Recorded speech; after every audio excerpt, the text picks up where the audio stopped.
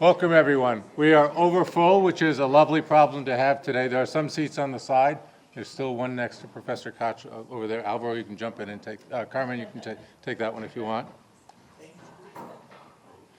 So, good afternoon, everyone. Welcome to Ream Library. I'm Tom Landy. I'm the director of the McFarland Center for Religion, Ethics, and Culture here at the college.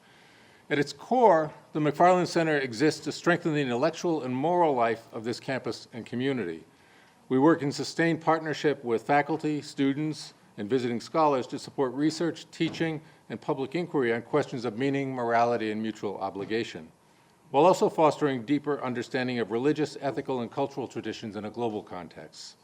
Through faculty seminars, research fellowships, collaborative initiatives, and public programs, we seek to build an intellectual community that connects scholarship, teaching, and learning to larger ethical, institutional, and global conversations. I'm grateful that so many people are here today. Joined us for this afternoon's Thomas More Lecture in the Humanities. The series invites leading scholars in the humanities to help us consider how the humanities illuminate moral dilemmas, deepen our capacity for understanding and empathy, and help us imagine more just and thoughtful ways of living. At a moment when the value of the humanities is actively debated and in some quarters openly challenged, we're called not simply to defend the humanities, but to take any such challenges as an opportunity to reflect on why and how we've chosen to embrace the humanities, to think anew about what their real power is for healing and bettering ourselves and our communal life. To help us do so, I'm pleased to welcome Wendy Brown, the UPS Foundation Professor in the School of Social Sciences at the Institute for Advanced Studies in Princeton, and one of the most incisive and influential political theorists working today. I'm pleased to welcome her back. We were trying to guess how many years ago it was we first met. Across her work, including Undoing the Demos, Neoliberalism's Stealth Revolution, and In the Ruins of Neoliberalism, The Rise of Anti-Democratic Politics in the West, she's offered powerful analyses of how contemporary political and economic forces are reshaping democratic life and the institutions that sustain it, including higher education. Her talk today invites us to consider the classroom as a space for examining how values are made, how they take shape and organize worlds, and how they quietly inhabit our language, perception, and conduct. The argument she'll make is deeply humanistic, insisting on rigor over assumption, inquiry over affirmation, and intellectual formation as a demanding and shared practice. Please join me in welcoming Wendy Brown.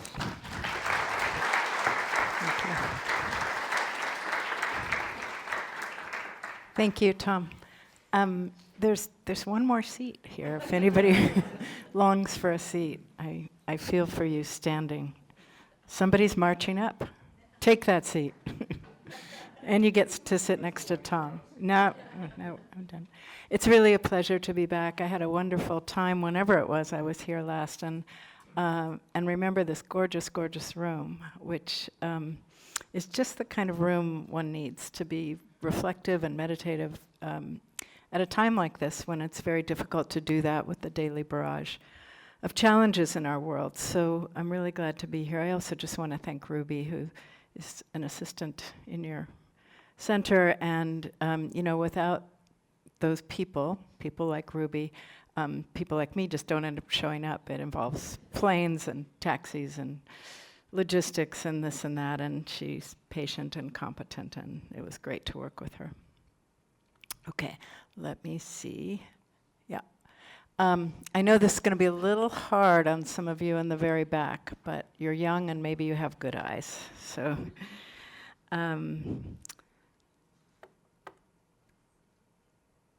in October 2024, the Israeli Knesset moved to ban UNRWA, which is the UN Relief and Works Agency for Palestine refugees in the Near East.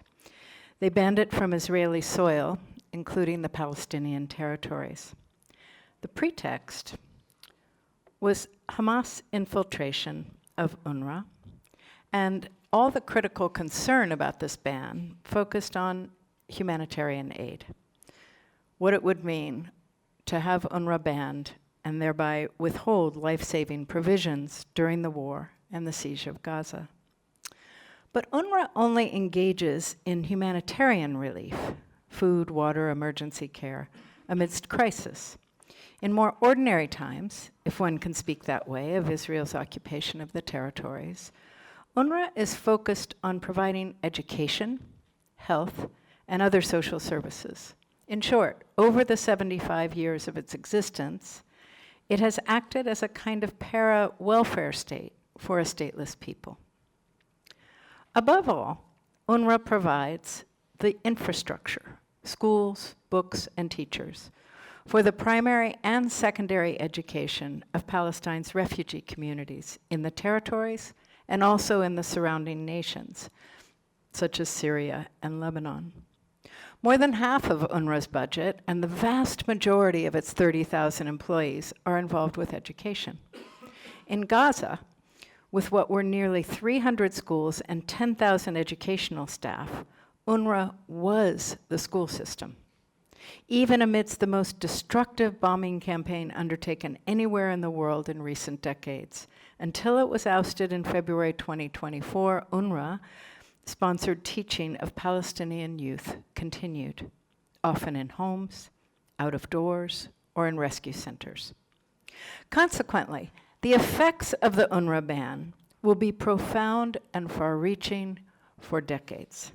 More than undercutting the survival of Palestinians amidst the famine, injury, and disease of war, Israel, by banning UNRWA, is erasing Palestine's self-governing future, just as surely as its bombing of museums, archives, registries, and cemeteries erase Palestine's past. This calculated abolition of an education system is the calculated abolition of an educated people. It assaults the possibility of future self-governing, of a future developed workforce and an organic professional class, of future artists, writers, poets, and other carriers and interpreters of Palestinian culture. Indeed, the UNRWA ban is designed to reduce Palestinians who prize intellect and its educated development to the barbarians that racist Israeli rhetoric sometimes deems them to be. Killing education is, in short, how you kill democratic futures, futures of a self-governing people, especially in an age, such as ours, that features complex forms of human-made power and predicaments. You kill democracy by eliminating the acquisition of literacies and the development of critical faculties in letters, arts, and sciences. Literacies and critical faculties that permit a people to understand their worlds, to become curious and discerning readers and listeners, to become skilled analysts of events, to think beyond their immediate traumas, fears, prejudices, and local worldviews, to appreciate their own histories and those of others, and to imagine alternative paths and futures.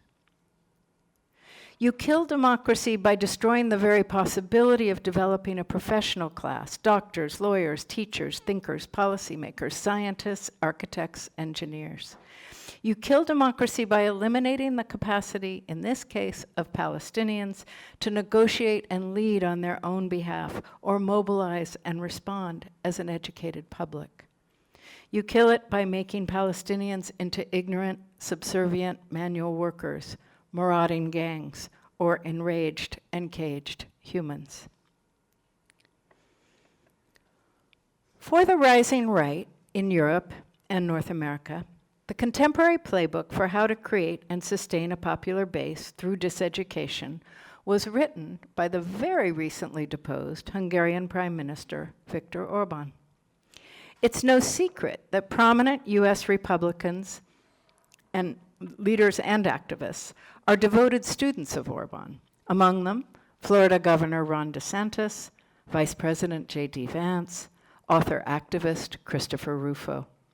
DeSantis's moves against Florida public universities mirrored those that Orban took against Hungarian ones. And in a 2024 interview, Vance remarked, "The closest conservatives have ever gotten to successfully dealing with left-wing domination of universities is Viktor Orban's approach in Hungary. His way has to be the model for us." Similarly, returning from 6 weeks at a Budapest think tank, Christopher Rufo declared, "My deepest interest was to understand how Hungary, which emerged from Soviet communism just 30 years ago, is attempting to build and rebuild its culture and institutions, from schools to universities to media." So what precisely are these leaders trying to imitate? In recent years, journalist Hope Rees wrote, Orban has systematically undermined liberal arts educational institutions as part of a far-sighted plan to create a generation of citizens rooted in traditional Hungarian values, end quote. To this end, higher education had to become both less accessible and less intellectual, both of which Orban has achieved. Attacking the Central European University, forcing its move to Vienna, then taking over the esteemed Hungarian Academy of Sciences and curtailing its independence, Orban also privatized several formerly public universities, placing them under the control of the Fidesz party, his party, and loyalists in the party, and making them inaccessible to lower-income students. Across Hungary's universities, academic freedom is now in the rearview mirror. Gender studies and philosophy programs have been closed. Human rights scholars have been shushed. None of this will be reversed just because Orban has been replaced now by a slightly less draconian man of the right. Now, if these moves on the part of Orban are a political agenda for education, they are also one against education and against an educated citizenry. In place of worldly and independent thought, these moves aim to foster visceral attachments to traditional families, nation, and religion, and to consecrate the authority and the hierarchies of each. Orban was explicit about this, but such attachment to family, nation, and religion is materially fundamental to authoritarian leaders everywhere, including, of course, in the US, where exploiting basic illiteracies about history, social relations, and institutions, while trafficking in raw nationalist and supremacist sentiment, is essential to building a pace for right-wing power among the uneducated. There are other mobilizing elements for the right, of course, but diminished education and diminished respect for educated thinking is far from trivial in securing the right's rise. An obvious parallel, let's see, where am I? Am I on the right slide? Sorry. Yes. An obvious parallel to Orban's defanging of the Hungarian Ministry of Education is Trump's declaration of war on the Department of Education here in the US. His and Secretary McMahon's stated intent to abolish that department. The possibility of actually closing the department is slim. It would require a supermajority in the Senate that Trump lacks. However, DOGE hit it hard with funding and staff cuts, along with personnel shuffles in the early 2025 period. And Trump then exploited the last year's government shutdown for mass firings. The department has half the 4,000 workers it had at the time that he took office. Trump's hostility to the department, originally borrowed from Lindsay Burke of the Heritage Foundation and the 2025 Project, is carried out under the rubric of states' rights, returning all educational policy to states and end-running federal mandates. This includes the DOE's administration of Title I, namely support for schools with low-income students, for Title III, support for English as a second language students, for Title IX, support for anti-discrimination practices in schools, and it also includes all special education programs for disabled students, as well as financial aid and loans for college students. If all these programs today are identified with liberal Democrats, their main beneficiaries are not. Indeed, slashing the department's nearly $300 billion budget hits red states the hardest, since red states tend to be poorer, hence the largest recipients of federal funds infused into schools, supported mainly by local and state taxes. The cuts, in fact, hit poor students everywhere, who, from pre-K through college, rely most on federal assistance for everything from free lunches and ESL tutoring to college tuition aid. But beyond Trump's bellowing about the deep state, DEI, gender ideology, and critical race theory, and beyond the relentless punishing of the poor that's a routine feature of GOP budget cuts, the attack on the department rides a long historical current of right-wing efforts to reduce national support for education. Since the late 70s, the destruction of an educated, as opposed to merely trained, working and middle class, has been a steady GOP strategy. Attacking education, of course, was not intuitively popular until recently, so it was masked by educational reform proposals aimed at improving teacher and student performance. It also drew on cross-party neoliberal enthusiasm for education oriented to skill development, human capital enhancement, as opposed to educating future citizens. The casting of destroying education as reforming education was manifest in both the Reagan and G.W. Bush presidencies. While Reagan's education secretary issued a strong report called Nation at Risk that proposed concrete measures to improve public schools and improve the nation's global competitiveness, Reagan himself called for the abolition of the Department of Education, lofted vouchers and school prayer, and attacked teachers' unions and inflated school budgets. Similarly, George Bush's No Child Left Behind policy involved slashing public budgets, promoting charter schools, which often employ cheap, non-credentialed teachers, while claiming to support student performance and family choice. Cold War anxieties about American STEM capacity mixed with growing neoliberal affirmation of markets. Family and church, in place of generously funded public institutions, meant that these vocational and performance-related reforms could be combined with budget cuts in the gigantic 30-year privatizing wave that comprised everything from family vouchers for primary schools to spiking tuition for public universities. Democratic presidents hardly interrupted these trends, even if the political values glossing them were different. Obama's race to the top education policy was iconic of neoliberal incentivism. It forced states to compete for federal funds via testing outcomes.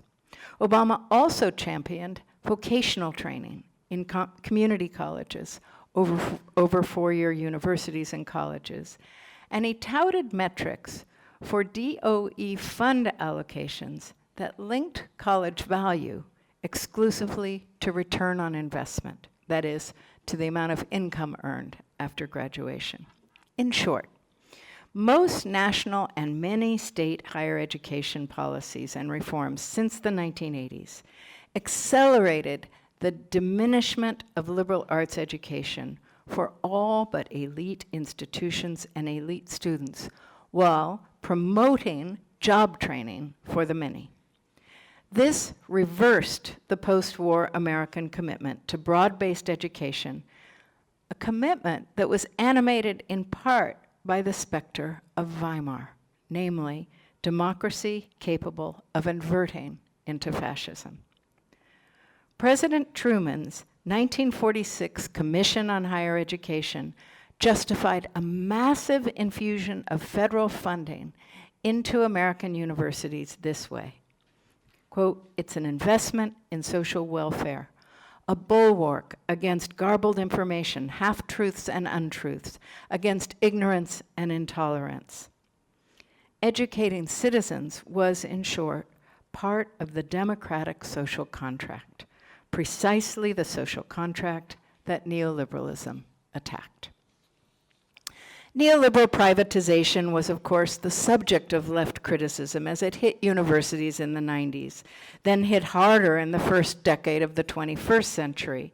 However, in recent years, the defunding, devaluing, and discrediting of education across the board has received less attention from left, liberal, and mainstream media than the culture war agenda, banned books, targeted faculty and curriculums, challenges to basic academic freedoms, and intramural and extramural speech. I think those culture wars ended up capturing, baiting, and blinding us in strategically unfortunate ways. Politicization has also tainted our own pedagogical practices and knowledges, poured fuel on right-wing attacks, and distracted us from the systematic attack on education as such that I've begun to chart. And these are the problems I'm focusing on in the remainder of this talk.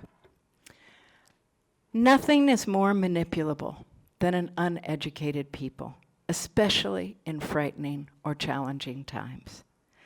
This is not, as Enlightenment rationalism would have it, a matter of playing to the heart rather than to the head, but of playing to an uneducated head, one that does not know how to read its world, recognize credible evidence or argumentation, or wield the arts of challenging evidence and arguments. At the same time, nearly 5 decades of neoliberalism means humans have been concretely broken out of the social compact that politically and ethically binds our actions to a larger whole, to the social whole. So uneducated, disconnected subjects are not simply mobilized for conservative culture, but actively decultured, cut off from both the education and the connections that induct human beings into responsible collective ways of life. To be clear, I'm not suggesting that cultural attacks on certain education practices are trivial for the right or mere cover for their larger aim of abolishing education. Their campaigns against select texts, curricula, and pedagogy are animated by values opposed to these texts and curricula. Christopher Rufo is explicit about adopting strategies of what he terms the left occupation of education for right-wing strategies. On issues like gender, sexuality, race, and DEI, Rufo says, the task is, quote, to defund the things we don't like and fund the things we do. Ron DeSantis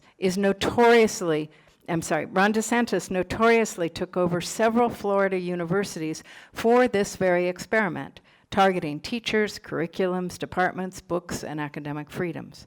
Moms for Liberty, whose motto is, "We don't co-parent with the government," seeks to bar any mention of race, gender, or sexuality at any time in any classroom, including history texts featuring Martin Luther King and the Civil Rights Movement.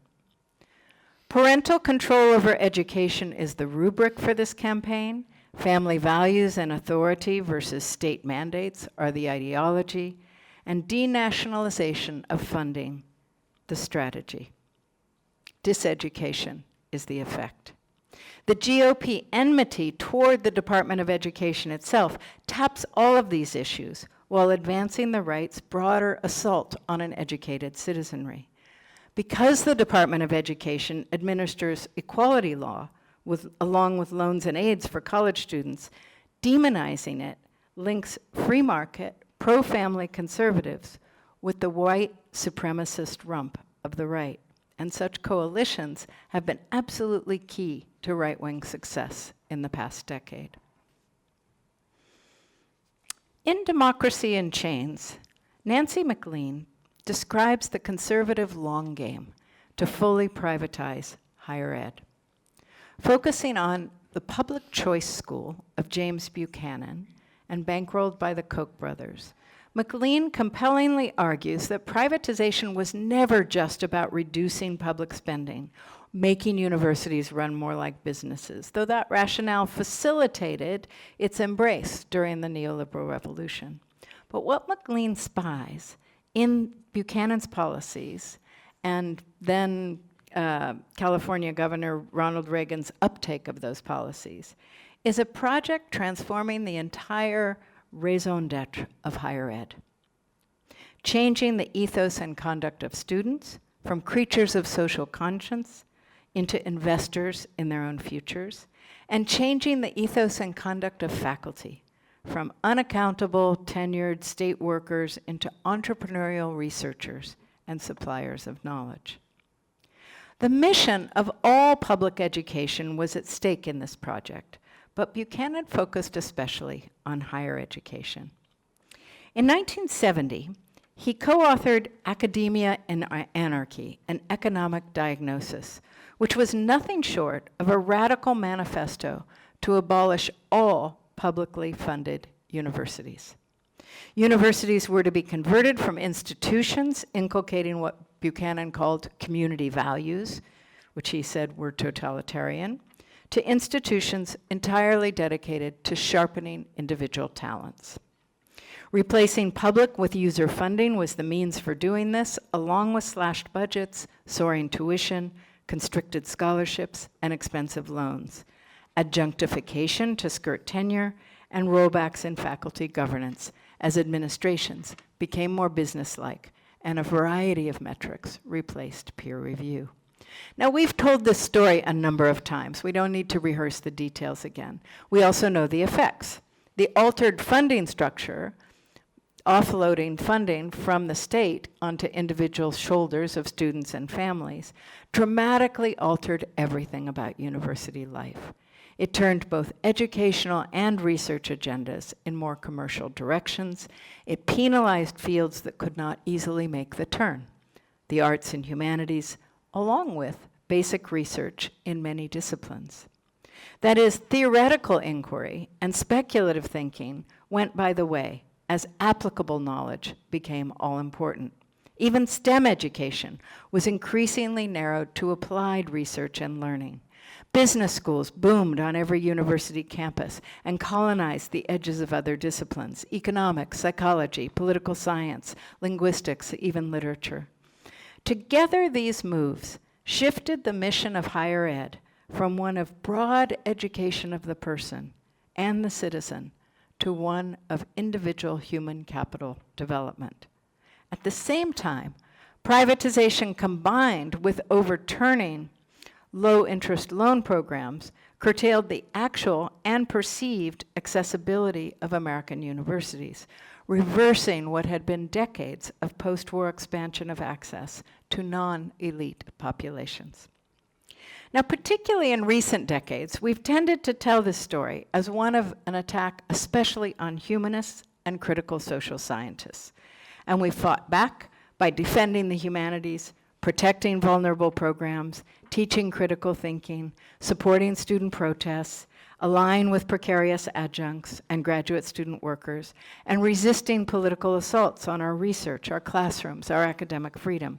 These were all important, to be sure, but this framing, I want to suggest, perhaps blinded us to the larger assault on an educated citizenry that was taking place.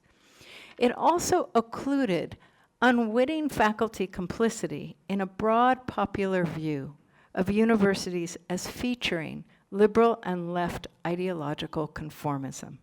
And that is now biting back amidst the current phase of the assault. In the early 20th century, there were several explicit efforts at turning K-12 education in an ideologically left direction. Two of the better known were George Count's educational program of social reconstruction. He thought we should just use schools to inculcate progressive beliefs, and Harold Rugg's middle school textbooks called Man and His Changing Society. Both projects were briefly popular, neither had a long run. Standard patriotic K-12 curriculums prevailed by the time of McCarthyism in the late 50s. Encomiums to the singularity and greatness of America, no voices of the oppressed or analyses of power, no critical social thinking. University curriculums in that era similarly comprised largely canonical versions of Euro-Atlantic history, literature, and philosophy, supplemented by occasional glances at other parts of the world. Of course, this began to change in the 70s, spurred by the anti-imperialist politics surrounding the Vietnam War and waves of emancipation struggles commencing with the Black Civil Rights Movement. Initially, topics for extracurricular domains teach-ins, independent studies, off-campus free schools. These political thematics made their way into standard curriculums and research agendas. And of course, seeded new programs focused on gender, race, ethnicity, sexuality, disability, and more. From this period forward, the 70s forward, large swaths of the humanities and parts of the social sciences adopted a permanently critical and frequently quite radical political positioning. They built exciting new theoretical frameworks to facilitate critiques of, here it comes, heteronormative, patriarchal, white, imperial, and colonial approaches to thinking and reading. And they also built practices to proliferate the queering, gendering, and racializing of every kind of text. As these theories and practices became the material of scholarly conferences, conversations, curriculums, books, articles, they often took shape in a way that was confusing or unintelligible to ordinary people, even educated ones. They built a kind of political intellectual hive of their own, and by the mid-90s, by which time the left outside the academy was collapsing, undergraduates were often immersed in critiques of canonical traditions they hadn't read, conventional epistemologies they hadn't studied, mainstream histories they didn't know. Graduate students often adopted such critiques as foundational to their own work, and sometimes exhaustive of it. Of course, there was much that was fecund in all of this, from the flows between social movements and university programs to the flowering of theories aiming to illuminate powers of all kinds. Yet what was lost was a connection to broad publics, even broad left liberal publics. The new ways of thinking were not wrong, but they unfolded in academic languages and cultures and curriculums and postures, often oriented more toward other like-minded scholars than toward the world, a world that was already shifting rightward by the turn of the century. Ironically, if such teaching and thinking bore elements of indoctrination, as the right alleges, it was hardly mass indoctrination. It was minoritarian in spirit and also aimed at the few, even as it was figured in service to the downtrodden. Now, as this scholarly turn contingently converged with the privatization I've just described that reduced college accessibility, and contingently converged with a conservative politics devaluing academic knowledge altogether, liberal arts universities and colleges as a whole became increasingly identified with left-leaning elites.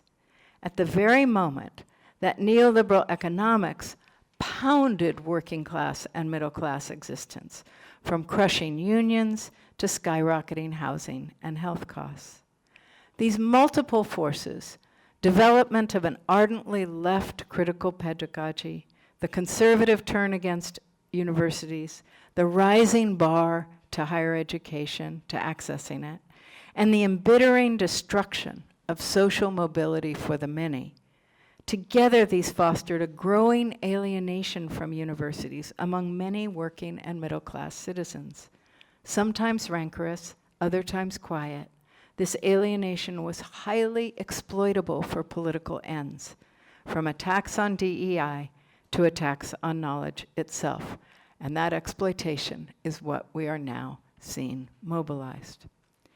In short, we have what Stuart Hall, an important sociologist who is often thought of as the founder of cultural studies, what Stuart Hall terms a conjuncture. Privatization of public universities limited access and transformed their missions. Neoliberal reduction of education to vocational training limited their appeal.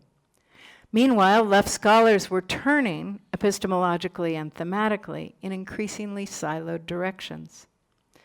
Until the past few years, the academic left was relatively complacent about this term. We didn't grasp how fragile and contingent it was. Even as the political left had experienced widespread worldly defeat by the early 90s, I think many of us in the academy imagined an enduring left-leaning politics of the academy and enduring protection of our role in producing and disseminating critical perspectives. We leaned comfortably and confidently into academic freedom secured by tenure.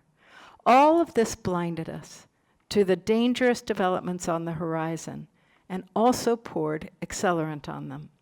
Universities became easy to tar as overpriced playgrounds of a radical and elite intelligentsia with no connection to the values and needs of ordinary people and no cultural home for them. If this legitimated right-wing attacks on higher education, as importantly, it fueled growing mainstream skepticism, which is one reason we lack major political allies amidst the carpet bombing of universities by the current administration. Millions assembled to protest ICE, the wars, destruction of the Constitution. Congressional Democrats decry the killing of essential social benefits, but there is notably little concern outside the halls of the academy about the assault on higher education that has been taking place for the last many years, but intensified in the last year and a half. To be clear, I'm not blaming left-leaning faculty or students for the right-wing attack. What I am urging us to do is reflect on why and how we found ourselves so wrong-footed as that attack escalated. For a long time now, we have failed as faculty to identify ourselves with teaching and research committed to truly open-ended and open-minded critique. That is, critique that is relatively depoliticized. We inadvertently fueled charges of brainwashing as we failed to explicitly identify our work with teaching students how, not what to think. We fueled charges of bias as we failed to make good on the fundamental post-foundational insight that all political truths are constructed, governing, not simply there waiting to be discovered. And we fed charges of partisanship as we failed to make the case for education oriented to democratic practices of citizenship, pluralistic citizenship. This left us poorly positioned to fight forces seeking to destroy education in order to destroy democracy. Had we stood more sturdily for non-ideological pedagogy and linked it to democratic culture, we might now have free and open inquiry on our side, democracy on our side, and something of an educated citizenry on our side as well. So, how to thread the needle today when full-blown politicization is the name of the game. I want to swerve a bit in the final section of this talk from the big story to consider what we can do in our ordinary lives as teachers and students to revalue education as essential to a democratic citizenry and rebuilding democracy itself. On the one hand, we must avow and teach that knowledge always has a politics. Students need to learn how facts and assumptions are made, how they're discursively organized, how narratives govern, how every scholarly analysis places some elements of its object in the light and others in the shadows. Students need to learn why knowledge is inherently twinned with interpretation, with history, with social relations. On the other hand, we need to insist that to think well about anything new, one must relax one's settled convictions. Epistemological, methodological, moral, religious, political. We should model and practice uncertainty as an incitement to thinking. The poet, John Keats, describes this condition with his oddly named notion, negative capability, which he depicted as, quote, being in uncertainties, mysteries, doubts, without any irritable reaching after fact and reason. Keats is describing, I think, a practice of inaction that is immensely fecund. It's not passivity, but it is a certain kind of stillness. A capacity to stay with, rather than quickly dispel, confusion or mystery. To dwell in ambiguity, rather than anxiously try to resolve it or subject it to extant framings. Easy to misread as anti-reason or cultivation of permanent ambivalence or relativism or skepticism, Keats is after something else.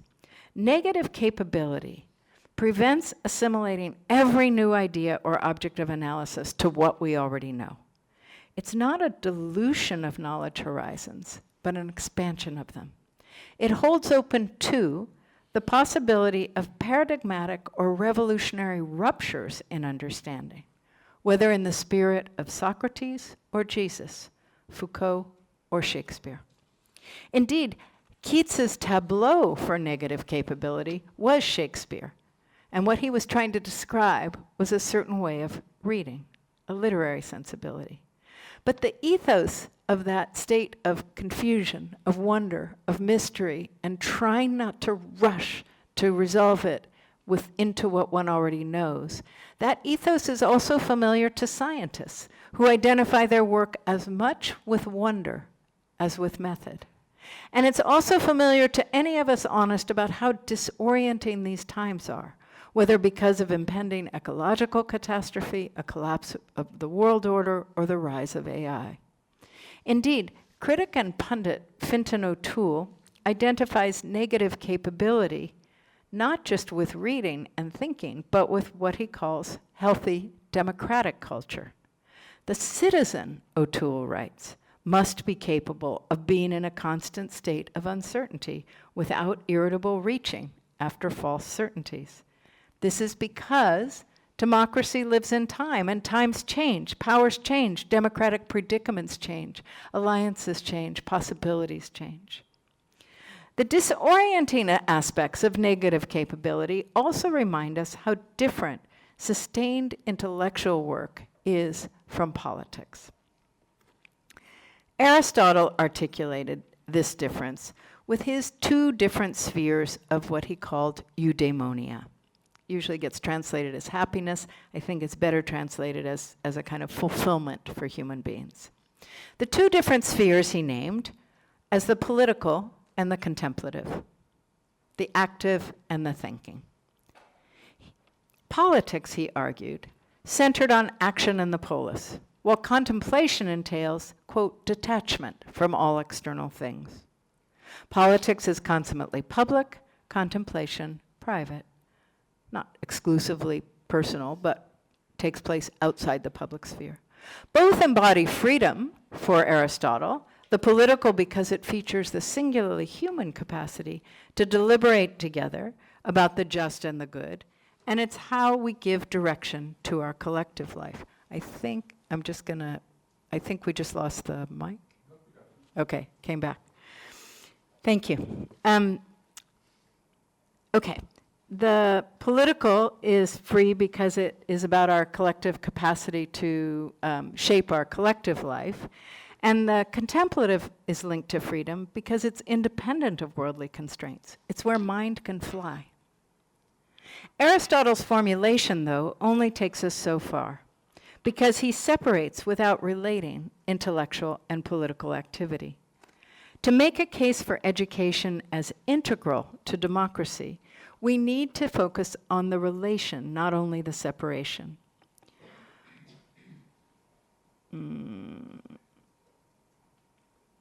Yes. Drawing on Max Weber and Stuart Hall, I would argue for what I term an interval between scholarly and political life, between education and politics. An interval that separates and relates the two. In contradistinction to Aristotle's emphasis on the different modalities of freedom of the two spheres, this interval is occasioned by their different relations to power and truth. It's essential to the interval is essential to the preservation and the protection of both. Politicizing knowledge is as toxic to intellectual inquiry as intellectualizing politics is to political effectiveness and responsibility. Let me spell this out. An interval is not an opposition. It's a difference and a distance between two related elements. As some of you know, an interval in music is the distance between two notes or pitches, and it's the basis of all harmony and melody. An interval in math is the range of numbers between any two real numbers, a continuum of values between two values. Both the difference and the distance in intervals are at stake in the knowledge-politics relation. Politics features thinking, argument, and hopefully deliberation, sometimes even reliance on scholarship, and as I suggested a minute ago, all knowledge has a political substructure. History and power condition and animate how and what we know. Knowledge takes shape in socially situated beings and interpreting minds. Hegemonic norms shape both orthodox and critical modes of knowing. But the two realms differ in the conditions they entail, the elements of us they engage, and the outcomes they promise. Politics is, above all, a field of action amidst contingency. It's aimed at handling and directing the powers that organize human lives in collectivity. If the scholarly aspiration to comprehend this world is never fully free of power, it nevertheless requires standing apart from being either the subject or the object of political influence. Indeed, academic knowledge is said to be corrupt when it is claimed by political power or driven by a specific political agenda. Still, the differences between the two realms exceeds the presence or absence of power and influence. It has to do with the fact that political life is a domain of human activity in which there's an inevitable competition between competing views of the good. Convictions that may be well-reasoned or poorly reasoned, but have no ultimate foundations. This is true of politics always, even when and where there's a broad political consensus, and especially in democracies. Democratic consensus is never complete, and struggles over how we should live together and what we should stand for and what a political entity should do is at the heart of political contestation. It will never go away. All political action entails trying to make dominant one's own position or that of one's party, one's group, or one's coalition. Achieving such dominance entails presenting a position in a winning way, which means reducing complexities, disavowing tensions, consolidating meanings, and producing the most compelling and powerful rhetorical frame or narrative possible. At the extreme, this effort to make one's own view dominate entails mythologizing. This kind of work could not be further from what one does in the classroom or in scholarship, where we are obliged to consider our accounts in light of those of others, rework them accordingly, where we seek to square our methods with our analytic objects, where we probe tensions rather than cover them over, where we take apart the apparent givenness of things, and where we must guard against extreme personal investments in outcomes. If passionate commitment to a cause is the lifeblood of politics, and various powers are the currency and the medium for enacting that commitment, relatively dispassionate commitment to understanding the world is the lifeblood of scholarly inquiry. And endless rethinking and reflexivity is its medium. This is true no matter how much political passion or agony drives our academic object choices. Of course, scholars address certain problems or open certain fields of inquiry for politically motivated reasons, and we're right to do so. We may also aim to illuminate what's always been kept in the shadows, or seen from an undervalued perspective, or tell untold histories. We may engage in sustained moral, political, or ethical critique, but the standards for this work are different from those of a winning political argument, even as they contribute to it. Moreover, among the crucial things that teachers need to teach and students need to learn is the difference between a moral, religious, or political conviction and a careful analysis of the world or problem in which one greets what Max Weber called inconvenient facts. Immutable convictions are indispensable to political success. They are completely at odds with the reflexivity and discipline comprising intellectual inquiry. The differences in how we use language and address the problem of meaning in the two realms, politics and knowledge, are telling. Weber summed them up this way: words in the classroom are plows, to loosen the soil of contemplative thought. Words in the political realm are swords against enemies, weapons. Stuart Hall shaded the problem a little differently, as a divide between theory and politics. Theory makes meaning slide. That is, it opens up what things mean, whether it's race or gender or certain histories or other things. That is its power and its purpose. In politics, we seek to arrest the slide of meaning in a quest for hegemony. The interval between politics and academic knowledge is one that neither side in the culture wars believes in. Both subscribe to politicized knowledge and to the notion that the classroom is a place to promote values and viewpoints. The left is now paying a heavy price for this, as we struggle with the right's effort to counter our political values with theirs in curricula and pedagogy. We're entangled, I'm suggesting, in a politicization of knowledge that makes us easy targets and masks the right's broader attacks on education, attacks that are more deadly for democracy than any single banned book, prohibited word, or shredded DEI policy. In conclusion, I am suggesting that we stop placing left and right cultural values at the heart of our struggle for higher education, even as the right baits us into doing so, deflecting from their broader assault on an educated citizenry.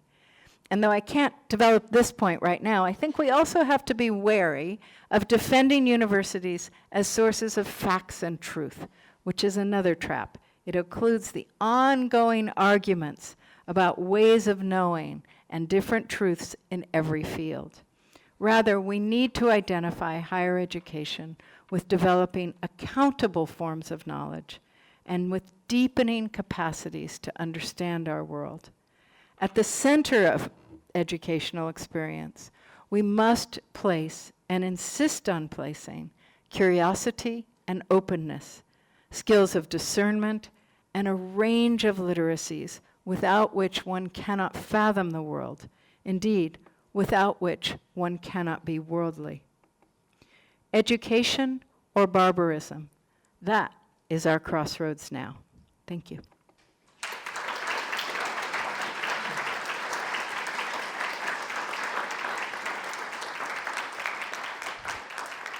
Do you want to call on people? There's a lot there to talk about, and we have a mic in the center, but since it's so crowded, I may bring the mic around. And we just have the mic because it is being recorded.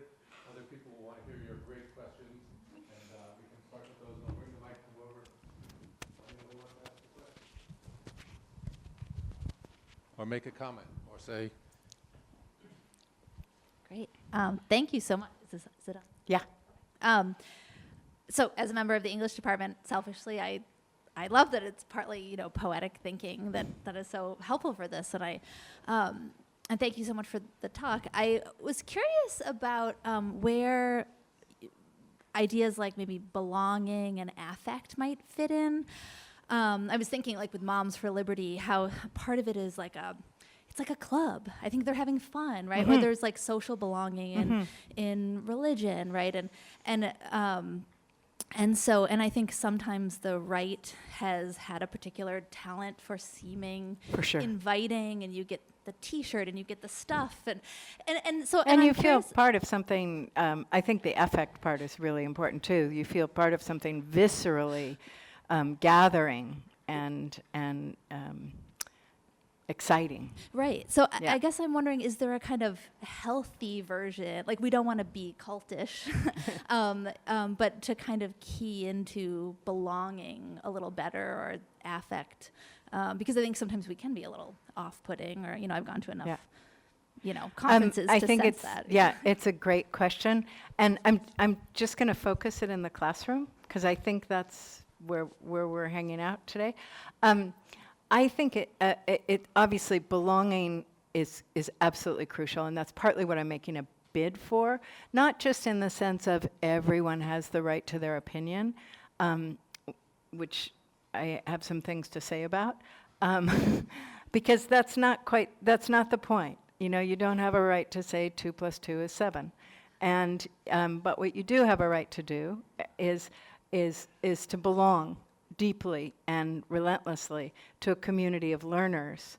And so partly what I'm trying to get us to think about as teachers and as students is ways to cultivate that kind of classroom experience where the seriousness of your argument, the seriousness of your engagement with text, the seriousness of your engagement with whatever it is, on the part of both teacher and student, is more important than the particulars of what is being argued. And that does also address the question often asked these days, well, should any student be allowed to say anything, even if it's destructive to a particular student's experience, subjectivity, identity, whether gendered or racial or anything else? And the answer is no, because saying anything is not the point. Belonging to a community of learners, which, I mean, everybody at a place like Holy Cross has at least had glimpses of that moment, of that ecstasy, that extraordinary experience of working together on an idea or struggling with one another over ideas. And I'm suggesting that that's so important in building citizen capacity, but I also think it's really important in building that excitement about being thinking beings. It's probably more important than our struggles over whether AI or the student is writing the paper. I know these are important issues. And it's probably more important than the actual achievements of students in particular places. Building that thrill of thinking together, struggling with thinking, struggling with confusions, mysteries, unsolved, I think is, I mean, that is a deeply affective experience. I think most English professors had it, and that's why they're English professors. It wasn't that you just sat and read Chaucer by yourself in the library. You had that experience at some point.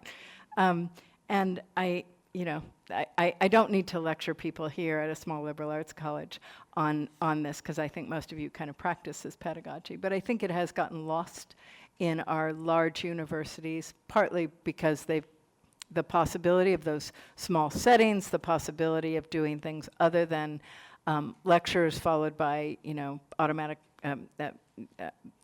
computer-generated and graded exams is now the norm. And that has to do with, funding and a lot of other things. But I still think it's possible to craft and create. So long answer to a quick question. Affect is crucial. The left has been a little short on recognizing that. I think the Mamdani campaign shifted it. I think there's oh, I see, that's where the party is. That where the party is where we succeed. And the party happens to be, in that case, about affordability, which reaches out beyond a left party to a lot of people and brings a lot of people into that excitement and that thrill and so forth. And I'm suggesting, of course, we can do that in an educative setting too. Thank you for a fascinating talk. I'm an anthropologist. My name is Carmen Jarrín. I'm trying to wrap my mind around what the interval looks like in a classroom, right? So to give an example of a thorny issue, right? The genocide in Gaza. I love that you started the talk with the plight of Palestinians, right? And of course, in my classes, I tell students, syllabi are political, right? The fact that I'm including Gaza is a political choice, and I tell them, you have to understand all knowledge is political, and if this weren't in the syllabus, it will also be a political decision. I also don't tell them that the genocide in Gaza is a no-brainer. I explain to them, a lot of people don't agree that it's a genocide, it's a debate. But I tell them, let's look at the genocide in Guatemala against the Mayan people. What did that look like? Why does this look similar? I talk about apartheid in South Africa. Why does the condition of Palestinians in South Africa look similar? Is that enough of an interval in your opinion? No, you're already there. I mean, because look, from the very beginning, by describing the political choice to focus on Gaza or exclude Gaza from the frame is already inviting students to think about political choices about knowledge objects. And then your next move, as I understood it, is to say, okay, it's a horror, you name it a genocide, but it has complexity. It has complex histories. I assume you're saying that. And it doesn't wash away the horror. It just is to say, we need to begin, we need to get our eyes off the horror and into the histories and into the comparative conditions that allow us to understand something about how settler colonialism works. And, I'm making up your but that's, yeah, right. And yeah, and of course, and then you say that. And there are other people who will say, okay, yeah, you still need the mic because we're teaching together now. So, I just think we have to be as open-handed as we possibly can. And when a student says, many students, I'm not going to ventriloquize too much, but when a student says, you haven't given adequate mention or recognition to why the state of Israel was founded in 48 and what it meant and what that, and then you pause and you say, okay, let's talk about it. And then you don't let the conversation end there. You say, okay, let's now connect that to where we started. And keeping that open keeps the possibility open of curiosity, learning, etc. And it's really hard. It's really hard on a lot of issues. It's really hard these days.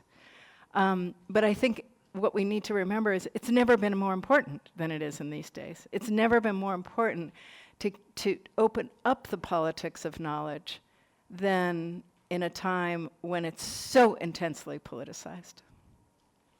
Thank you. Mm-hmm. The students, I don't want you to be scared. You get to ask anything under the sun. Hi. Many thanks for coming out today, and very grateful for your talk today. I had originally started at a much larger institution, a state school, 60,000 total students, and I had transferred into a liberal arts institution like this one.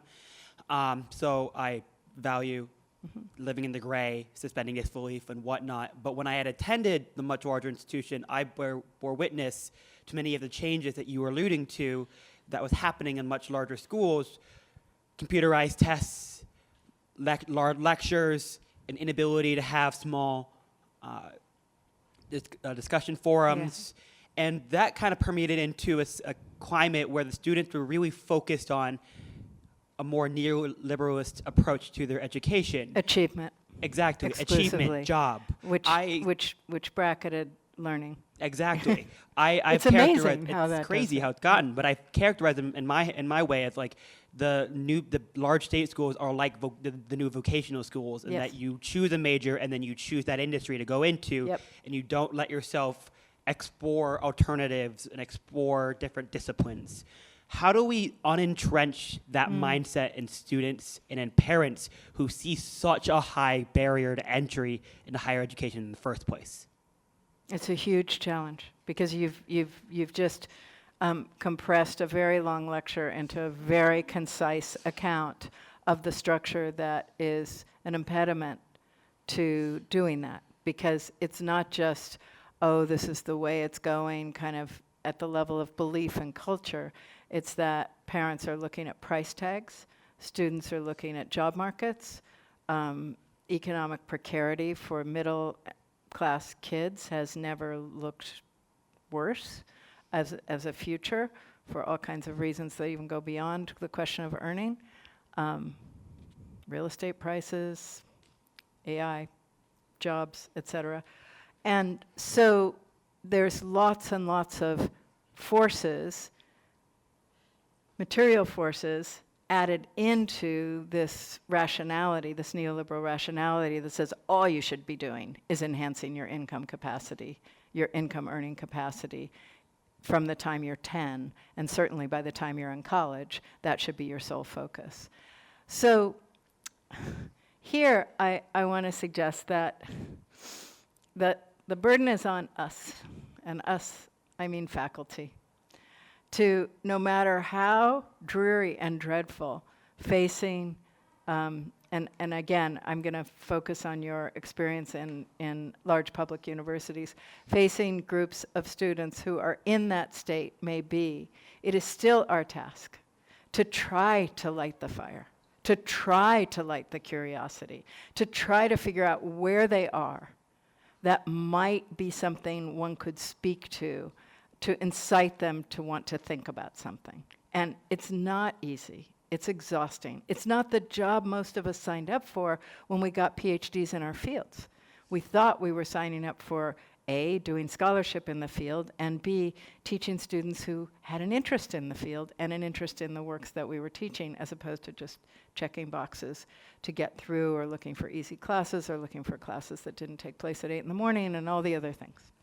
So I think the onus is really on faculty.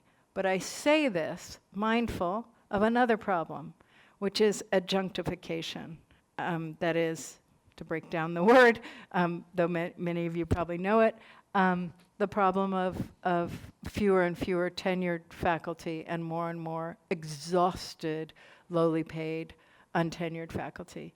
I gather, because someone wrote to me this morning, you have a campaign on this issue here right now. And this matters not just for those who are adjuncts, it matters for the quality of teaching as a whole. Adjuncts are often very dedicated teachers, but they're also they're maxed out. Their challenge in coming into a classroom and handling a group of students is that they've been in 3 times the number of classrooms that tenure track faculty have, and on a single day or a single week, and are trying to make ends meet, often by working second jobs in non-academic life. So that is another place where we need to continue to work if we're going to keep what I'm describing as the virtues of intellectual life for democratic citizenship and human enhancement, we could say, alive. We need to make sure that we're not leveling and destroying the very capacity of faculty to be exciting teachers and to be engaged. So I know you'll get to meet with the faculty afterwards. We have time, I think, for 2 more student questions. Okay. Hi. And there's a couple people right up here. Hi. Thank you so much for coming. A few months ago, I attended a talk by John Tran, and he talked about banned speech. I'm sorry, who was it? Jonathan Tran, yeah. And he talked about the 2 types of banned speech, and the banned speech that's happening today. I see you mentioned that the agenda of the right wing is to speaking in states' rights, and that made me think about the Southern Strategy and stuff like that. So how do, as students and teachers, how should we combat banned speech? And does speaking in a coded language lessen our democratic values and our freedoms and stuff like that? So if this is one of these places where I'm going to shift out of the educative realm to the political realm. I mean, the interesting thing about higher education is that it always has both realms. There's the classroom and the library, and then there's whatever political activity or civic activity or ethical or moral activity you're engaged in on the campus. And so you actually move back and forth between these realms. And obviously, in the classroom, you just resist banned speech. There cannot be banned speech, except to the degree that certain utterances, and this is debatable, I'm just going to say my view, certain kinds of utterances, racist, sexist, I'll make the whole list, but I won't bother, overtly racist and sexist, let's just leave it at that, are going to be destructive forms of speech. They're not going to open things up.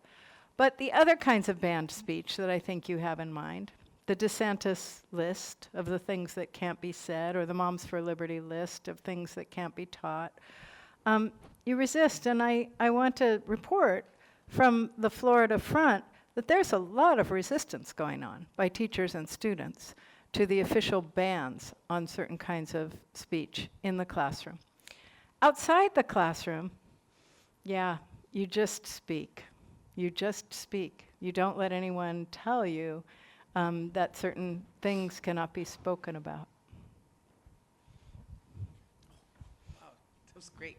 Yeah, I was expecting you over there still. So, first of all, thank you for coming and giving the speech. I've learned a lot as a fourth-year student. I start to realize that I know less than what I'm actually I know, supposed isn't that to know. great? You're in Keats's state. That's this. You fall backwards into it as you go through college. Yeah. There's more mystery and more uncertainty. And I have so- more now than I had ever in life. Go ahead. I hope I don't. Sometimes it's like open a Pandora's box. Yeah. But anyways, so my question is centered on community work, and so everything I've ever done here at Holy Cross has always gone back to Worcester. And so my question is, why are we centering knowledge being cultivated in the classroom when we have such a nice avenue to our cities, especially wherever your institutions are located, to simply engage in that type of dialogue and that civic engagement with the community? My question is, can we achieve what you're, the interval by having classroom direct us to a specific space in the community where these dialogues are rich and happening and can actively cause a change, right? We talk about being foreign with others as an institution, but it's like, literally, you're going to find all sorts of points of views just walking down the street, and you're also going to find the homeless, the people in need. And so why does it become the faculty's responsibility to cultivate this when the community is already engaging in it? All right. This is worthy of a very long conversation, but we don't have time. What you're describing is important. There's no doubt about it. There's all kinds of hunger for conversation and knowledge and exchange outside of university settings, obviously. But I want to be careful about ceasing to protect something that is so vulnerable right now, which is classrooms. They're at risk of being replaced by AI. They're at risk of being overpriced to the point that almost nobody has access to them. They're at risk of being eliminated by the exclusive focus on practicality and applications. So losing the humanities, the arts, the critical social sciences, and as I said, even some of the basic research in the sciences in favor of applied STEM fields. They're at risk of being vocationalized spaces. And there is a loss in that. So even as I admire and affirm the traffic that you're describing, that is one important thing to do. I doubt that you would be the thinker that you are if you didn't also have the extraordinary classrooms and the experiences that happen in them here at Holy Cross. And I'm not saying bar the door. I'm just saying protect that space too. Don't, and I guess the strong way I would put it is avoid fetishizing the community as the true educational space. Let it be one kind while also protecting this miraculous thing that you all got to have access to here. Okay? Squeeze in one more question. Yeah. First of all, first and foremost, I just want to thank you for your time today. Fantastic lecture.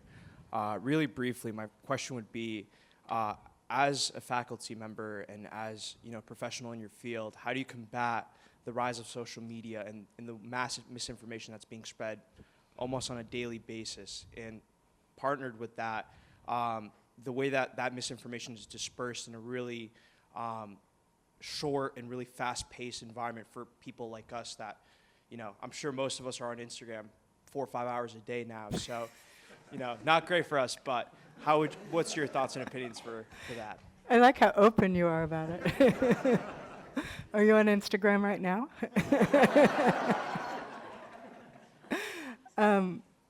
Look, we have a lot of challenges to being artful, thinking humans these days, and social media is only one. And I don't want to condemn social media because We've learned so much. We learn so much from it every day, and we also, its capacities to organize us politically and socially are amazing. But I do want to say something actually kind of similar, which is there's a time to put it away. And we all know this. And I feel like your generation has gotten much smarter about this than mine. At least the younger people that I'm around these days have times of just not pulling their phones out and being together as humans. Whereas my generation, I'm seeing more and more of these people just, walking down the street like on their phones, or in airports or in restaurants. And so we have to get hold of this thing. And so my answer is, rather than saying, oh my God, social media, it's killing us, it has its place, but we have to get it into its place. And I do think, there are so many different practices these days for doing that. But one of them, for me, for a long time, has just been no phones in the classroom. Just none. Just even when we're all dying to look something up, we just don't. And you know what? That takes you to Keats. Like, was that after World War II? Did Adorno really say that? I'm not sure. It's in some other text that we're not looking at today. And then you just let it sit there. You don't look it up, and you certainly don't get on Instagram. But that said, there's another space and place for it, and I think we'll do better. It's like learning social drinking. We'll do better if we can contain the thing and recognize that it will have us if we don't do that. It will dominate us if we don't do that. And obviously, the same thing is in order with AI, and that's a much bigger problem because of the capital behind it and the forces behind it. But that's that same need to figure out, okay, we're not going to get it back in the bottle, but we really have to be the people in charge of it as opposed to it being in charge of us. And that is an enormous challenge. One more. Thank you so much. We have to stop. We have to stop. Thank you.